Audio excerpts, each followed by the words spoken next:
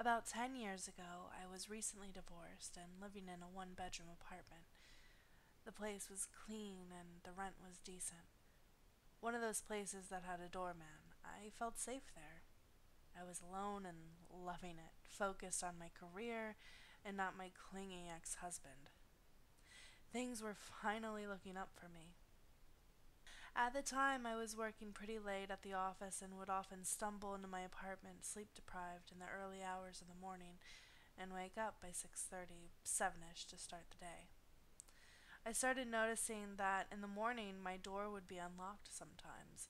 I usually dismissed this as my sleep dead brain thinking that the bed looked more appealing than locking the door. Another thing that I noticed since moving in was that I seemed to misplace things more than I used to. Little things like a hairbrush or nail polish, that sort of thing. It wasn't really that big of a deal, just enough to be a slight annoyance in my day.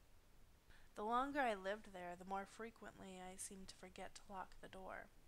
At first it was every once in a while, then it seemed like an almost daily occurrence. More things went missing. Things like pictures, shaving razors, and most disturbingly, my underwear. This went on for long enough that I started to get a little paranoid. I started to take the time at night to make sure the door was locked. I got into a habit every night after I locked the door to turn the handle 3 times and say to myself, "It's locked, it's locked, it's locked." Time after time, I would wake up and the door would be unlocked. One time, I even tried staying up all night to watch the door, but I ended up falling asleep in my chair. I decided that my mind was not reliable enough to stay up all night, so I invested in a video camera. I went all out and bought the fanciest camera that I could get my hands on. So one night, I set up the camera facing the door. I hid the camera under a pile of towels on the floor. I locked the door and went to bed. When I woke up, my apartment looked normal. Nothing missing that I could see.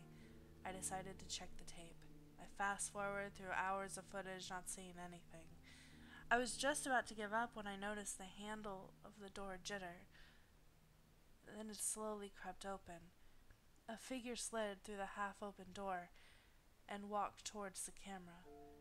It paused, looked around as if it was listening for something, then walked forward into direct view of the camera. I paused the camera, the hairs on my arms and the back of my neck starting to rise. I was staring directly into the face of the maintenance man of the building. I could see those big, thick glasses and curly hair. I had no doubt who it was. I played the tape a little more. He looked comfortable as he walked around the apartment. Then he turned and walked towards my bedroom and out of view of the camera. I didn't know what to do. Sobbing, I called the police. I tried to explain over the phone, but couldn't. Soon enough, 2 officers had arrived at my doorstep. I told them everything and showed them the tape. I remember seeing the blood drain from their faces. They promised me that I was safe and they were going to get this guy. I needed to lay down, but didn't want to be alone. One of the officers offered to stand outside my apartment door as I took a nap. As I was laying in bed, unable to sleep and too drained to move, something kept nagging at me.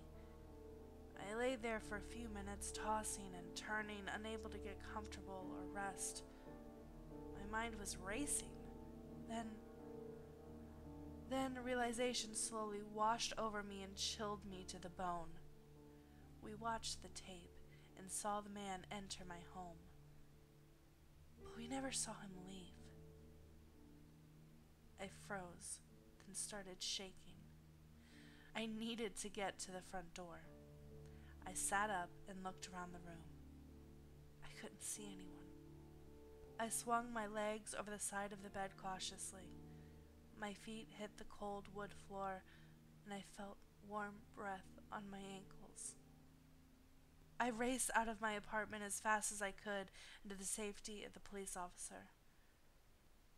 He called for backup. They found the man under my bed, clutching a knife and a Polaroid camera. To this day, I can't sleep alone.